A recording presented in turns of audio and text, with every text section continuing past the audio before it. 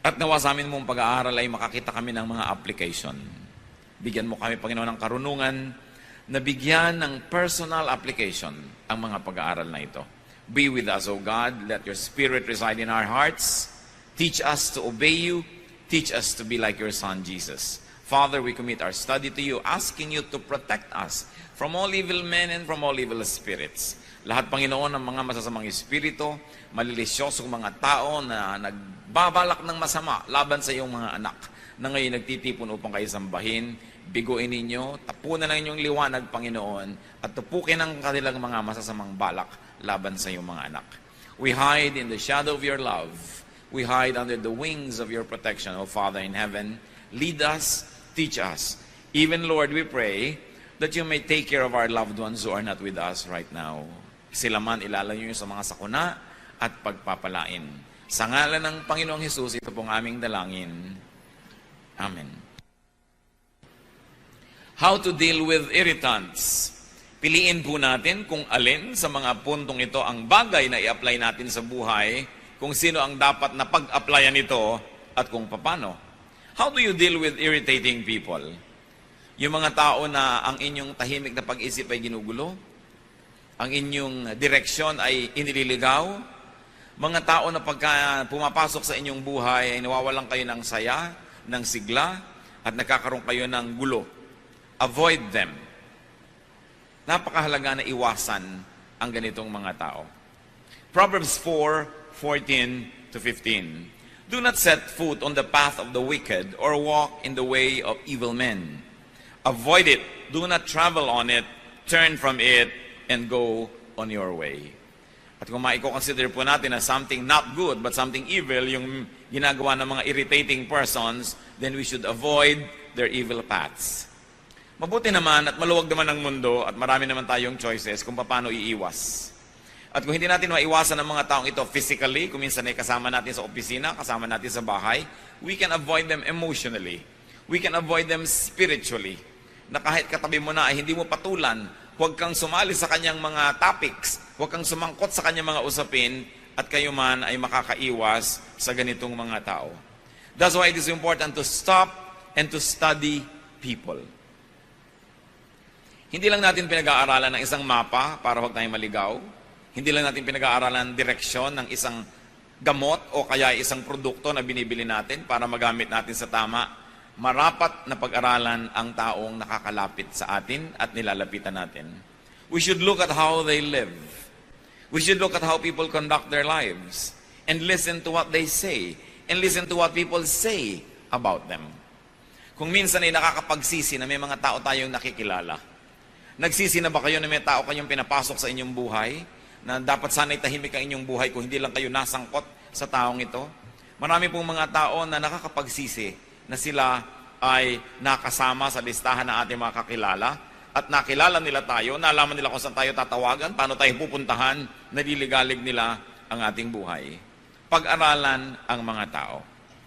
Huwag tayong padadala sa kanilang mga kuminsan ay magagandang mga salita at kuminsan ay tama naman ang mga argumento sapagkat hindi lahat ng tamang argumento ay dadalhin tayo sa tamang direksyon ng buhay.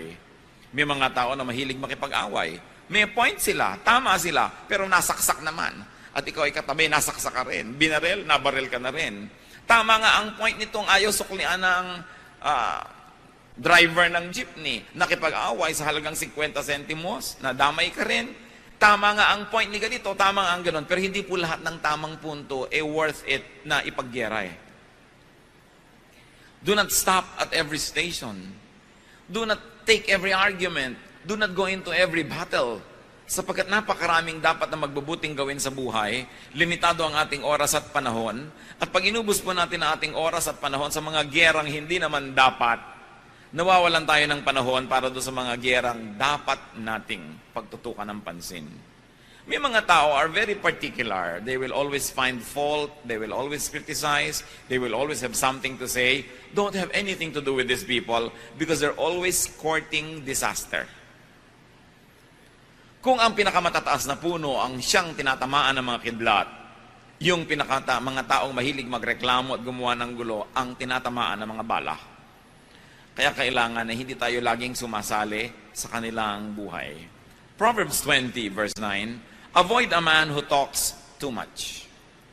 At hindi sinasabi who talks too much lies, kahit totoo ang sinasabi ng isang tao, kahit may point, if he talks too much, sooner or later, he will make enemies. Ang isang taong lagi na lang may comment, lagi na lang may sasabihin, lagi na lang may pintas, kanino man, hindi yan magkakaroon ng maraming kaibigan, magkakaroon ng maraming kaaway. At kung siya'y kasama nyo, ang kaaway niya ay nagiging kaaway nyo rin. 2 Timothy 2:16, avoid godless chatter, because those who indulge in it will become more and more ungodly. Huwag daw na tayong sumasali sa mga hindi makadiyos sa mga usapin, kahit pa nga ang pinag-uusapan ay Diyos. Kahit pa nga ang pinag-uusapan ay theology, kahit pa nga ang pinag-uusapan ay may mga bagay na may kinalaman sa Biblia, kung ang mga nag-uusap-usap dito ay hindi naman talaga naghahanap lang ng katotohanan, kundi naghahanap ng gulo, naghahanap ng away, naghahanap ng babag, ay godless din yung chatter na yan. Tulad ng binabanggit sa Titus 3:9, which obviously is referring to religious talk. People who talk about religious issues. But avoid foolish controversies and genealogies and arguments and quarrels about the law, because these are unprofitable and useless.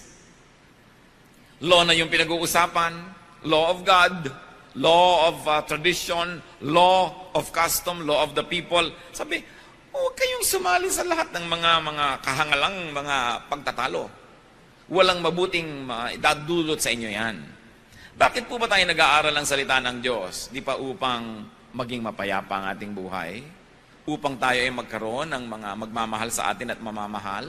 Upang tayo ay patuloy na rumunong, hindi para maging marunong lamang at i-display ang dunong na yun, kundi para tayo ay maging maunawain sa mga mangmang, upang maging mapagpatawad tayo sa nagkakamali, at upang magkaroon tayo ng kagandahang asal, maging polite tayo, that our ways may be polished, our attitudes may be corrected, and our manners impeccable, or be made impeccable. But what happens when you argue on religious grounds and reasons, but you display bad behavior? That you only quarrel and fight.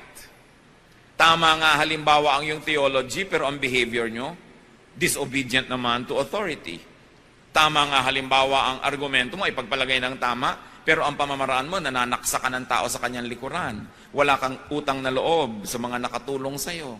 Nagiging rebellious ka sa mga leaders mo. What's the point na natuto ka? Rebellion was the sin of Satan. Hindi natawag si Satan na ignorant dahil marami siyang alam.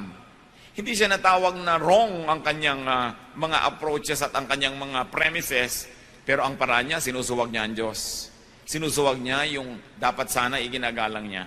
At alam niyo po, even in religious circles, there are many people, natuto lang ng konti, susuwagin ang kanilang Bible study teacher. Umaaten ng Bible study, hindi naman para matuto, para i-display ang kanilang alam, ipahiya ang teacher, at pasikatin ang sarili.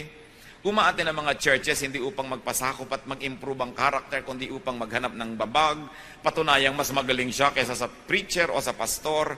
Yan ang mga dapat na iniiwasang kausapin. Avoid foolish controversies. Hindi sapat na mayroong magandang argumento, pinag-uusapan, saan ito uuwi? Saan pupunta ang usapang ito? Magkakagulo ba ang mundo? Mag-aaway-away ang mga tao? Masisira ang mga magagandang relasyon? Even Paul said, our knowledge is imperfect and our prophecy is imperfect. Paano mo aawayin ng isang tao sa kanyang paniniwala kahapon? Maaaring ang paniwala niya ay mag-improve at maiba next week. Paano mo aawayin ng isang tao sa theology niya last month o last year? Sapagkat yung theology na yun ay dynamic, patuloy na nahahasa, patuloy na na-fine-tune. Sabi ni Paul, our knowledge is imperfect and our prophecy is imperfect.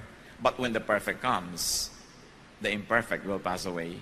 So bakit mo gegerahin yung imperfect kung imperfect man yun? Dahil kaya perfect ka at siya ay imperfect, kaya gusto mo siyang awayin. Kaya sabi, iwasan ninyo ang ganitong uri ng mga pakikipagtalo. Mga pagdedebate tungkol sa salita ng Diyos, tungkol sa Biblia, tungkol sa mga doktrina, sapagkat napakaiksi ng buhay ng tao.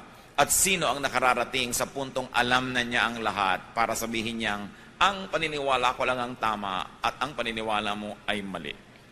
Mahalaga na may paniniwala tayo.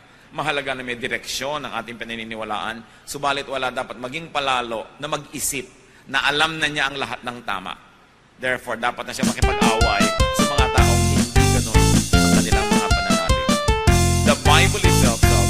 avoid foolish controversies. So avoid people who always and often get into trouble. Avoid people who always get into quarrels, who are involved in many bickerings. Kaya kung minsan, nagka-girlfriend ka na bungangera at palaaway, nadadamay ka.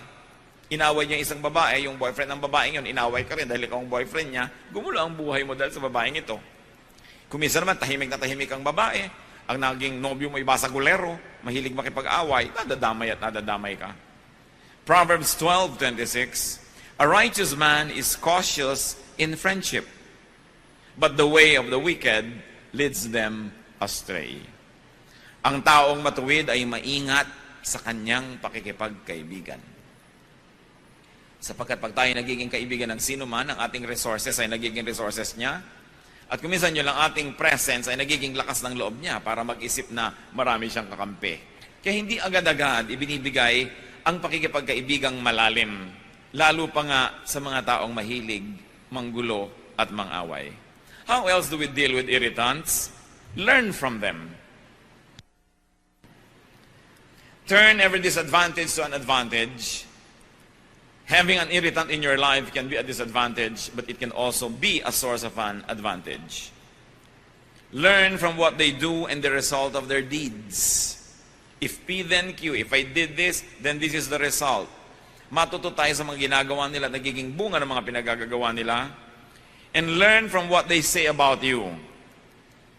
Pag meron po mga nagsasabi ng lahat ng uri ng mga masasakit, mga di magagandang mga salita laban sa atin, ang una nating itatanong, is it true? Totoo ba ang sinasabi niya? Or is it partially true? Or is it completely true? At depende sa kalakihan ng katotohanan na yon, doon nyo lamang ibase ang inyong reaksyon. Kung totoo, pasalamat kayo at nadinig nyong muli ang totoo because the truth sets free. Because sometimes you can hear the truth about yourself from the mouth of your critics, even from the mouth of your enemies. Kamisan yung mga taong nagmamahal sa atin, mga kaibigan natin ay nabulag na yan sa ating mga kapintasan, tinanggap na nila, minahal na nila tayo, so hindi na tayo matutuwid. Pero pag nakinig ka sa mga sinasabing kapintasan mo ng isang kaaway, lalo totoo, ang totoo noon ay magpasalamat ka at naaalala mo ang mga katotohanan hindi maganda tungkol sa iyong sarili, may benefit din yon. Bagamat masakit. Si David, yung kanyang commander na si Joab, siya ay kinriticize. David was criticized by his commander because David had a son, Absalom, who rebelled against him and who fought his army. At nung napatay ng army ni David, yung anak niyang si Absalom, ay pinagluksa ni David si Absalom, nagtampo ang kanyang hukbo. Sabi niya, at sa lagay pala, ipinagluksa niya yung kalaban natin na naman napatay natin. So mamabutihin pa niya na tayo ang mapatay ng anak niya na lumalaban sa kanya dahil ipinagluksa. True or not, valid or not, sumama ang loob ng kanyang mga hukbo at kinriticize ni Joab ang kanyang hari na si David. That kind of criticism was valid because the point being raised by these people was valid also. So what's important? Listen, study, and observe everything. Tingnan natin, bukas ang ating mata. Sabi mo, itong kasama ko na to, saan niya ako dadalhin? Itong kaibigan ko na ito, itong group mate ko na ito, itong aking kabarkadang ito, saan niya ako dadalhin? No? Observe anything. Matthew 24:32, now learn this lesson from the fig tree. As soon as its twigs get tender and its leaves come out, you know that summer is near. So pati mga ginagawa ng isang halaman, lumalabas ba ang dahon niya o hindi, ay dapat bantayan sapagkat yan ay maraming kahulugan at maraming relevant sa buhay ng tao. Kaya dapat inoobserbahan. At kung halaman na hindi naman niya kaya maglakad, ay inoobserbahan lalo ang tao na pwede maglakad, pwede magbuhat ng kanyang kamay laban sa inyo, pwede mag-convince sa inyo na dadaling kayo sa mali. Obserbahan lagi ang isang tao. Hindi lahat ng tao na napagkatiwalaan na natin ay patuloy na dapat pagtiwalaan. Kahit sa mga organisasyon. Maraming mga tao magsisimula, malinis ang hangarin, malinis ang gawa, malinis ang pamamaraan. Subalit oras na siya ay napagkatiwalaan na, di man niya balak nung una na maging marumi, sapagkat pinagkakatiwalaan na hindi na siya naitutuwid, hindi na siya nababantayan, hindi na siya na-check, nagsisimula na siya ngayong maging marumi. At hindi natin alam na yung palang taong ito na pinagtiwalaan natin nung araw dahil malinis ang pamamaraan ay ubod na pala niya ng dumi, pero patuloy pa rin natin pinagtitiwalaan dahil sinusukat niya doon sa dati na nating nalaman noon pa na nagbago na palang matagal na at hindi na pala siya yon. Kaya pati ang pinagtitiwalaan natin ay patuloy nating nire-review kung dapat pagtiwalaan, anong degree ng pagtitiwala ang dapat.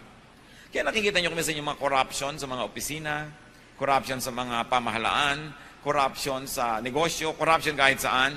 Nung una, wala naman eh. Nagtiwala ka na ng tiwala sa iyong katiwala, yung pala naging katiwaldas na. Nagkatiwala ka na ng tiwala sa inyong bantay, naging bantay sa lakay na pala ito. Sapagkat ang tao ay pwede magbago. At ang isang nakakalungkot, pati ang Diyos, nung tiningnan niya ang mundo, nung pamansimula sa Genesis, ay nalungkot siya. Sabi niya, ba't nga ba ang mga taong ito ay nalikha pa?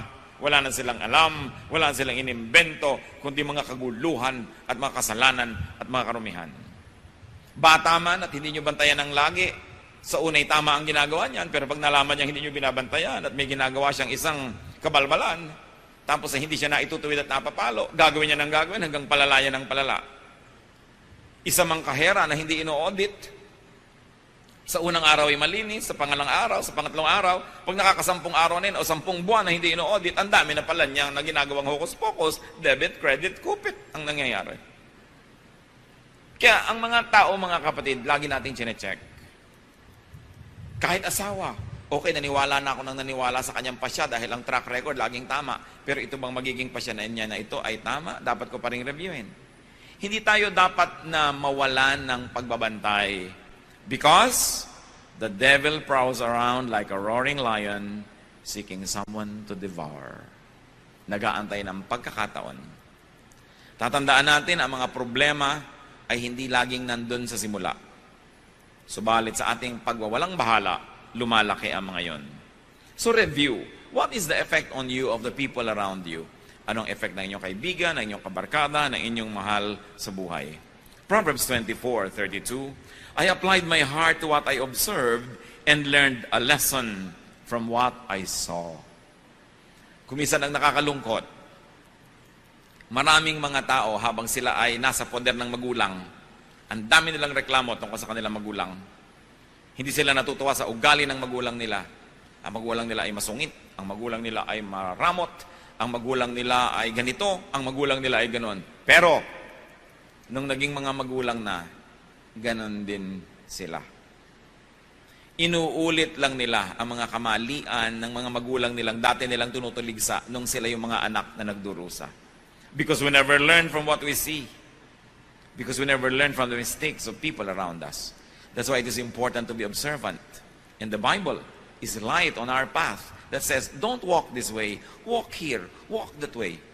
Nakikita na natin napakaraming mga nangyari sa mga taong gumawa ng ganito, ang naging bunga ay ganun. Tapos ganun pa rin ang gagawin natin, di ganun din ang magiging bunga. Observe. What else do you do with people who irritate you? Well, ignore them. Especially if their issue, their concern, especially if they do not pose imminent danger or real threat to life, to safety, to property, or to your well-being. Kung dal-dal-dal-dal na lang, hayaan nyo na, palampasin nyo na. Ang chismis ay namamatay pagka hindi sinasagot. Humahaba lang yan pag sinagot nyo. Parang tennis, nagpukol sa inyo ng bola, hindi nyo naman pinalo pabalik, di walang babalik. Magpupukol uli yan, hindi nyo uli pinalo, hanggang naubos na yung bola niya, tama na. Pero habang pinapalo niya, ibabalik niya, pinapalo nyo, binabalik niya, ang tagal ng laro. At ganon ang mga away. May sasabihin si ganon, magko-comment ka, makakarating naman sa kanya, ko-comment siya, hindi na matapos-tapos. Ignore them, especially if they do not pose real threat. 1 Corinthians 6:7, the very fact that you have lawsuits among you means you have been completely defeated already. Why not rather be wronged? Why not rather be cheated? Sapagkat sinasabi ni Paul sa mga Corinthians, tiisin nyo na, pagpasensyahan nyo na, palampasin nyo na kaysa demandahan kayo ng demandahan ng mga maliliit na bagay. Ikagastos pa kayo sa abogado, nahirapan pa ang loob nyo, nag-away pa kayo. Pero hindi po universal itong teaching na ito. Paul was addressing a very specific group of people concerning very specific problems. Hindi ibig sabihin na lahat ng Kristiyano sa lahat ng panahon, sa lahat ng lugar, hindi na pwede magdemanda ng kapwa Kristiyano. Pero ang sinasabi dito, kung mas malaki pa ang magiging damage sa iyo ng pagdedemanda mo, nasira pa yung testimony ninyo, palampasin mo na lang. May mga bagay na mas kapakipakinabang na palampasin. Pero kayo po ang humusga kung may mga bagay na hindi dapat pinapalampas. So kayo ang mag-judge noon. Hindi tayo bound to always not bring anybody to court dahil ang sinabi dito sa Corinthian. Kasi this was a specific solution to a very specific issue of very specific people. If you find universalization in it and application in your life, do it. But if you think that it will really damage other people and more people and it will not really bring out the truth to just say, bahala ka na, hindi na kita papansinin, kayo magpasya nun. Kailangan nating ipanalangin niya ng mabuti. Kung minsan naman kasi, yung pagod natin sa pakikipaglaban higit mamang mahal kesa doon sa premyo ng pananalo. Kaya dapat nag-iisip din tayo na it's not worth it. A major train does not stop at every station. Pinipili niya kung saan siya titigil. And of course, you have to learn to choose your battles. And there are many battles that are just not worth it. So, ignore. Try to ignore people. What do airplanes do when there's a storm? They fly above the storm. Ilang beses na yan, lalo at domestic flight. Hindi naman sobrang tumataas yung mga aeroplano. Kung may masamang panahon, sasabihin ng kapitan, fasten your seatbelt, there is a turbulence or there is a storm and we're going to fly high above the storm. Tatandaan po ninyo mga kapatid, magulo lang ang himpapawid habang malapit sa lupa. Madali lang bumagsak pag malapit ka sa lupa. There is a certain distance from the ground wherein you will not even fall dahil hindi ka na hinihila ng gravity. Kaya mga astronaut, lumulutang-lutang na sila kung saan sila naroon. Tinuturuan silang paano kikilos kung ikay hindi nahuhulog at lumulutang ka lang. At maraming mga flight, nagkaka-turbulence lang yan pag nagla-landing o kaya pagka nagte-take off kasi malapit pa sa lupa. Pero pag mataas na mataas ka na, hindi ka na kayang abutin ng hangin. Mga kapatid, read the metaphor. Pagka ang spiritualidad natin ay napakalapit lagi sa lupa, abot na abot tayo ng lahat ng bagyo, lahat ng hangin. Binabangga-bangga ka ng mga ibon, ng mga saranggola, pati yata yung pag-i-stretch ng mga nag-exercise na abot ka na kasi ang baba mo. Pero kung mataas ang lipad ng iyong espiritu, di ka kayang abutin. Hinahayaan mo lang sila sa babang magkagulo, tahimik ka at payapa, tulad ng mga himpapawid na malayo sa lupa. When people are vexing, when people are always talking, and when people are always making trouble, fly above that storm. Have a space in your heart that cannot be reached by any kind of talk or trouble or intrigue. Then you can have peace wherever you go. Kung ang atin pong kapayapaan ay iaasan nyo sa kabutihan ng tao, hindi kayo magkakaroon lagi ng kapayapaan dahil maraming tao ay hindi mabuti. Kung ang kapayapaan natin ay iaasan nyo na kayo hindi pinagwiwikaan ng masama, hindi chinichismis, hindi pinipintasan, saan kayo pupunta para mangyari yan? Pero kung ang inyong kapayapaan ay nakaasa sa inyong pananalig sa Diyos, sa inyong pagkakilala sa inyong sarili, at sa inyong marunong na pagpapasya na nagsasabing, hindi ako paaabot ng ganon-ganon na lamang, lalo sa tao lamang na ito, tahimik ang inyong kalooban. Peace is something that you have inside of you. You must never depend on other people to hand it to you on a silver platter because they want your head on that silver platter. Huwag tayong umasa dyan. Proverbs 20 verse 3, it is to a man's honor to avoid strife, but every fool is quick to quarrel. Ang mga mararangal daw na tao at karangal-rangal kung sila ay umiiwas sa gulo. Pero ang mga hangal daw, madaling makilala, laging naghahanap ng gulo.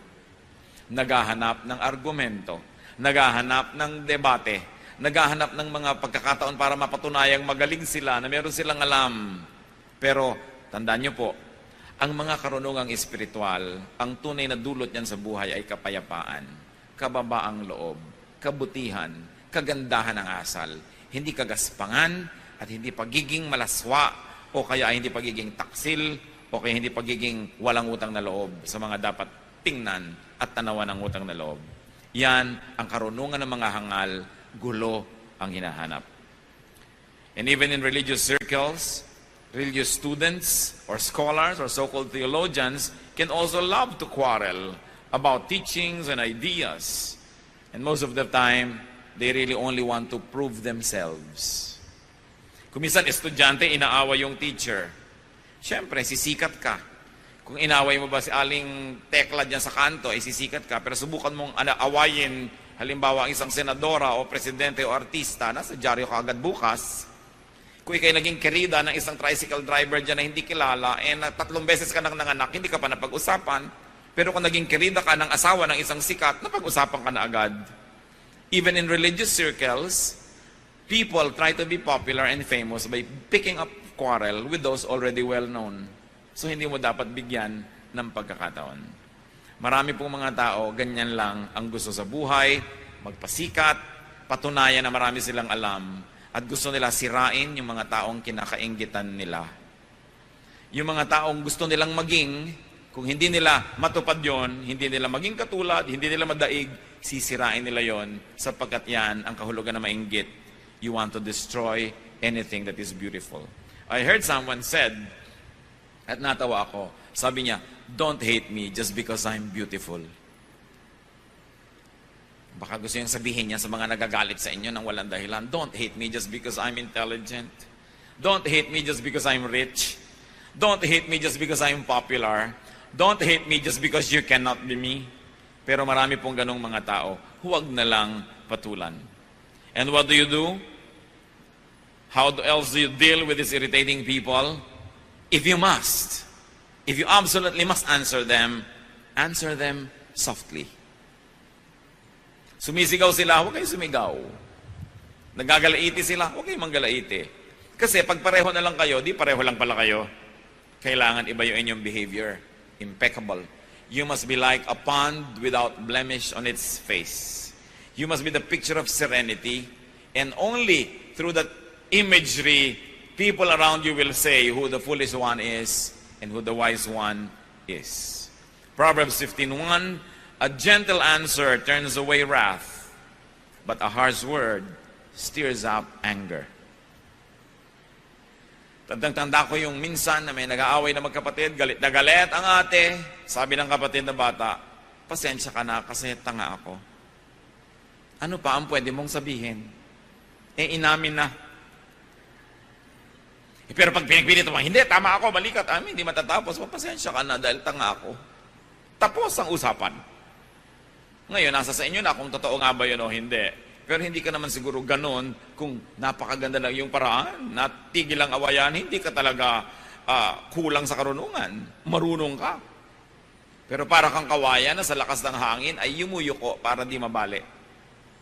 Bakit ka lalaban sa hangin na ubod naglakas? Hindi yumuko ka. Meron ba namang matapang na lumilipad ang mga bala sasalubungin mo? Siyempre yuyuko ka dahil may bala. Kailangan marunong tayo ng ganong uri ng pamamaraan. Kahit aso, di ba ayaw mong magalit sa'yo? Bakit mo gugustuhin na ang tao ay magalit sa'yo? So galit na nga siya, sasagot ka pa ng mas nakakagalit sa kanya. Kahit pa mali siya at binaril ka niya at namatay ka, nakulong pa siya, pero patay ka na rin. So bakit mo gagalitin ang isang aso? So kung maaari mga kapatid, huwag nyo rin gagalitin, lalo na ang isang tao. Lalo, galit na nga siya. Pag galit na, huwag nyo na salubungin. Kahit pa kayo tama, magigilang pareho kayong mali at the end of the day. Because maglalaban kayo ng palakasan ng boses, palakasan ng katawan, mamaya talagang physical battle na yan. Through a kind answer, you take the wind from their sail. Mawawalan sila ng dapat labanan. So, do not deal with an enemy when very angry. Either the enemy is very angry or you are very angry. It's not the time to settle scores. It's not the time to deal with an enemy. It's not the time to answer a difficult question.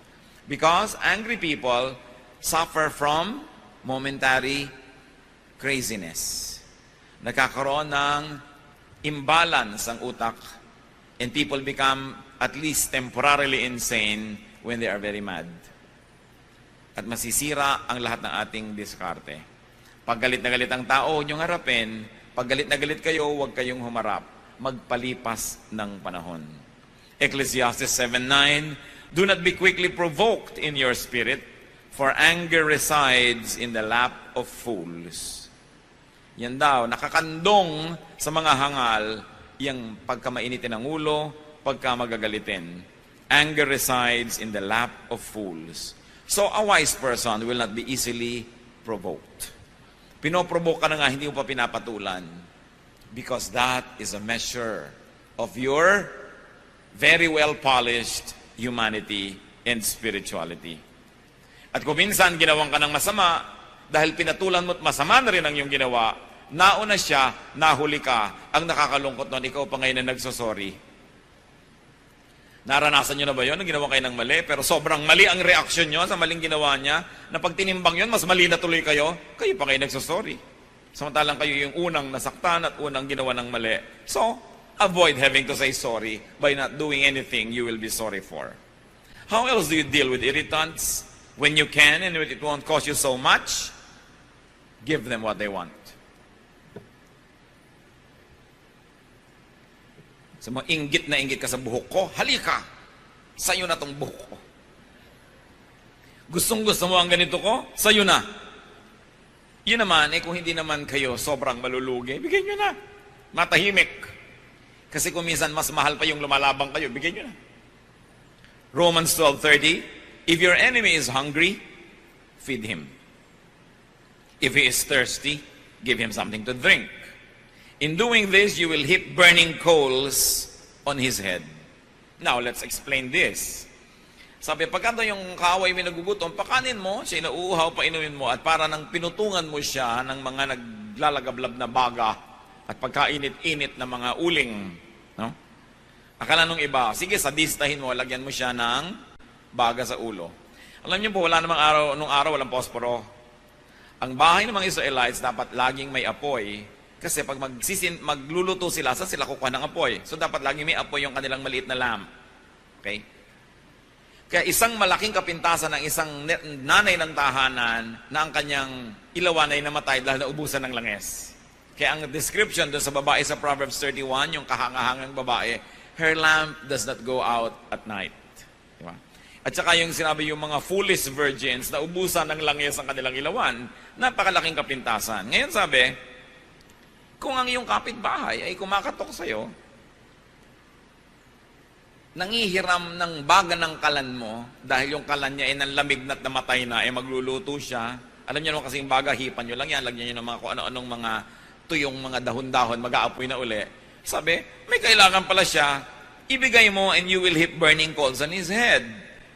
Because people carried their baggage on their heads, no, in the olden days, and they usually would bring a broken pottery or broken jar on their head. Doon mo ngayon ilalagay yung hinihingi niyang baga.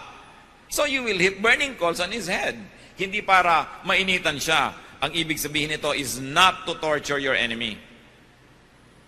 Ito ay quotation kasi from Proverbs 25, verses 21 and 22. But it means, make them grateful. Okay, may kailangan siya. Ibigay mo. May tatanawin siyang utang na loob sa'yo. So, sinong panalo? Di ikaw. Naabala ka, bumangon ka, binigyan mo siya ng mga baga, nabawasan yung baga mo, pero ano ba naman yun? Meron ka pa naman natira sa bahay mo. Ibigay mo kailangan. Sa isang matinong oras niya ng pag-iisip, matatanto rin niyang may utang na loob siya sa'yo. So, ibigay mo kung kaya mo rin lang ibigay. Pero pag-aralan nyo rin, kasi may mga tao na pag binigyan nyo ng kamao, kakainin hanggang sikon nyo. Merong ganon. Wala, kahit sa mga itinuturo natin ng mga ganito, at nasa Bible verses, hindi ibig sabihin you will apply to everybody every time. Gagamitin nyo rin utak nyo kung kailan ko ba ito i-apply. Because may mga tao na hindi nyo dapat bigyan ng kahit ano dahil sasandal na sa inyo. Iaasa na ang buong buhay nila sa inyo. Minsan nyo lang tulungan ng pang-enroll isang SEM hanggang mag-PhD yan sa inyo nahihingi. No?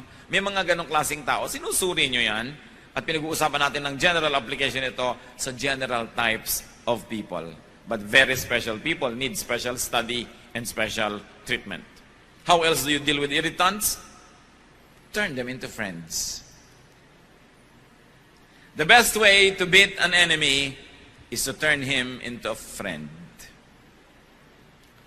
So, intelligent people will always try to win their enemies so that they can become friends.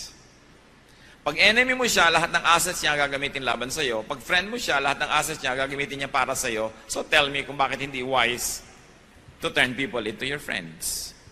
So yung nanggagawa ng kaaway, hindi ka naman inaaway ng tao, inaaway mo siya, sobrang foolish ka nun. Dahil kahit butiki lang yan, kahit langgam lang yan, makakakagat din yan, mapupuwing ka rin niya, so bakit mo siya awayin? Lalo na kung inaaway mo, pader, babangga ka sa pader, sobra ka namang foolish nun. Kaya dapat ang tao hindi pala away. Remember, ulit-ulitin natin yan. Ang mga palaaway, yung convinced na tama sila. Pero kung tama ka, ba't ganyan ang ugali mo? Kung tama ang iyong alam, bakit ganyan ang behavior mo? Sabi ni Jesus, you will know them by their fruits. Ano ba yung fruit? Ano ba yung fruit lagi ng Spirit? Joy, peace, love, di ba? Forgiveness, understanding. Pagka hindi ganun ang dinudulot sa inong karunungan mo, huwad na karunungan yon. Mabuti pa hindi ka na lang natuto. Ang mga tao naman parang bata, you can make them do anything so long as you play with them first. So bakit hindi ka muna makipagkaibigan? Ecclesiastes 10:11, if a snake bites before it is charmed, there is no profit for the charmer. So kailangan mapaamo mo muna, mapasunod mo muna yung ahas bago mo siya hayaang makatuklaw sa'yo. So yung mga tao rin, if sinutuklaw-tuklaw ka, why don't you charm them? It will be better for you. And many people are foolish for no reason at all. They choose to fight their fellow men. How else do you deal with irritants? Siyempre naman, pray for them. Yan ang wala kang katalo-talo dahil dinadala mo sa Diyos ang kaso mo. Pray for them. Matthew 5:44, love your enemies and pray for those who persecute you. Praying for people is profitable. Why? Because they can make us love them. Pag lagi mong ipinagpe-pray isang tao, layo yung tao kang inis ka, galit ka, mapapansin mo kapatid, nawabawasan na yung galit mo at mamaya nagkakaroon ka na ng simpatya na mamahal mo na yung tao. The quickest way to love somebody is to pray for them. But it's no guarantee that they will love you back. Okay? Pero yung ikaw mismo nagbubukas yung isip mo sa kanya, pray for them. And even if you don't fall in love with your enemy or your irritant, praying for people can give us relief. Guminhawa ang iyong loob, lumuwag ang iyong dibdib, gumaan ang iyong panghinga, nakabuti para sa iyo. So ipanalangin mo siya. Philippians 4:6-7, in everything by prayer and petition, with thanksgiving, present your requests to God. And the peace of God, which transcends all understanding, will guard your hearts and your minds in Christ Jesus. So ipanalangin ang lahat-lahat. And finally, how else do you deal with irritants? Bless them. Bless them. 1 Corinthians 4:12, when we are cursed, we bless. Yan ang pinagkaiba ng mga anak ng Diyos. Sinusumpa ka, minumura ka nila, ang balik mo, pinagpapala mo sila. Ngayon, kung binura mo nila, binura ka, ba't ka palagi anak ng Diyos? Wala pala kayo. So dapat, mas mabuti ang ginagawa natin, ang isinusukli natin, kaysa sa tinatanggap natin na ginagawa ng iba. Romans 12:17, do not repay anyone evil for evil. Be careful to do what is right in the eyes of everyone. Now, bless them because you're godly. But if you cannot be godly all the time, at least be wise. Bless them. Because what you plant, you harvest. Kung hindi mo siya kayang pagpalain dahil sa kapahanalan ng iyong puso, pagpalain mo dahil wise ka. Dahil sinasabi sa Bible, Galatians 6:7, a man reaps what he sows. So may binless ka, di ang mapapala mo blessing. May inaway ka, may kinurse ka, di ang mapapala mo curse din. So be wise. Kaya ngayon ang aaway is a mark of foolishness. It's a mark of absolute foolishness. I remember one particular line I read way back in high school, and I couldn't remember who said or wrote it, but I'd like to share it with you. Do not bother yourself about a fair or stormy weather. Squalls or wind must sometimes whistle around. When people live together, some will smile and some will frown, but you need not mind them. Travel on as best as you can. Take them as you find them. Huwag niyong hayaan na ang inyong kaligayahan ay maging bihag ng ugali ng iba. Na kung pangit ang kanila ugali, ay lulungkot na kayo. Mawawalan kayo ng sariling orbit, mawawalan kayo ng sariling kapayapaan sa buhay. Decide to be happy. Decide to be peaceful in spite of the irritants around us. Think of people who irritate you. Think of people who bother you and anger you and apply to them ang mga pinag-usapan natin. Piliin nyo kalin ang pinakabagay. Avoid them. Learn from them. Ignore them. Answer them softly. Give them what they want. Turn them into friends. Pray for them. Bless them. Alin man dyan, hindi kayo mapapahamak. At dapat nating isipin, baka naman tayo ang irritant sa buhay ng iba. Magdamag na natin pinag-usapan kung paano tayo ginugulo ng iba, baka naman tayo ay nakakagulo rin sa ating kapwa. Aming Diyos, siyasatin niyo po kami. Kung paano po kami nakikitungo sa mga nanggugulo sa amin. At lalong-lalo, siyasatin mo kami kung kami ang nakakagulo sa iba. Tendency na namin, Panginoon, na laging sisihin ng iba kaysa ang sarili namin. Ibunto ng lahat ng sisi sa bakura ng iba kaysa akuin namin yung mga dapat naming akuin. Siyasatin niyo po kami, ipakita niyo sa amin kung kami may nakakainis. May ugali ba kami na nakakagulo, kakasira sa iba? O kaya naman, Panginoon, kung kami talaga ang laging ginugulo, ituro mo sa amin how to deal with them. Magbulay-bulay tayo mga kapatid, yumuko sa presensya ng Diyos. Marapat na gawin, yung nakakarinig tayo ng magagandang salita mula sa Biblia, ay yumuko, manalangin, humingi sa Diyos ng karunungan kung aanhin natin ang mga napagdidinig natin ito. Didinig natin ito. Didinig natin.